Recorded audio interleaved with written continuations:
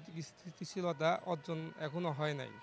তো সেই ক্ষেত্রে রাজনৈতিক প্লাস নির্বাচন এই দুটা বাংলাদেশের ইতিহাসের জন্য অনেক জরুরি।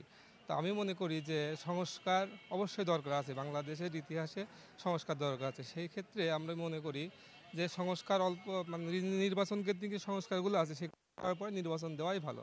কারণ আমরা এখন যে সংস্কারগুলো এই সরকার করবে সেটা তো যদি সংসদে পাস না হয় তাহলে তো আবার ওই সরকার যা নষ্ট করে দিবে, ধ্বংস করে দিবে, তাহলে তো আমাদের এখানে সময় এবং অর্থ দুটাই খরচ হবে। তো আমি মনে করি যে রাজনৈতিক দলগুলোর মতামত নিয়ে নির্বাচন কেন্দ্রিক যে সংস্কারগুলো প্রয়োজন সেগুলো করে নির্বাচন দেওয়া মনে হয় এবং দেশের জন্য এটা কল্যাণকর হবে। যে ধরনের সংস্কার এটাতে তো দীর্ঘায়িত করারও তো কোনো সুযোগ নাই। আর এটা তো এমন কোনো বড় ব্যাপার না যেটা করতে আমাদের অনেক সময় লাগবে। এটা তো আমরা যেটা মনে করি যে কয়টা জায়গায় আমাদের পরিবর্তন বা পরিবর্তন দরকার, এটা তো 90 দিনের মধ্যেই শেষ হতে পারে। 90 দিনের মধ্যে যদি এগুলো শেষ হয়, নির্বাচন প্রক্রিয়া আর 90 দিন লাগবে, 6 মাসের মধ্যেই তো নির্বাচন করতে পারে। এখানে সরকার এবং রাজনৈতিক দল সম্মিলিত বসে এইটা সঠিকভাবে, তা না হলে আমরা সাধারণ জনতা অনেক ক্ষতিগ্রস্ত হচ্ছি।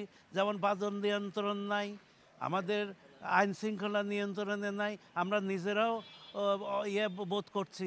তাড়াতাড়ি করে একটা নতুন গভর্নমেন্ট আসা দরকার।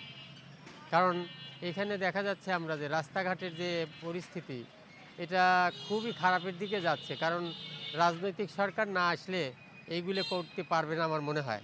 এরা এতটা গভীরে গিয়ে এই সব জিনিস দেখে শুনে করা এই সরকারের পক্ষে কঠিন। কারণ এই সরকারের তো জনবলও ওইভাবে নাই, বুঝছেন সমস্যা। কারণ যে সরকারের যে প্রশাসন, সেই প্রশাসনটাকেও মানে যথাযথ ব্যবহার করা, এটাও কিন্তু ঠিকমতো পারছে না।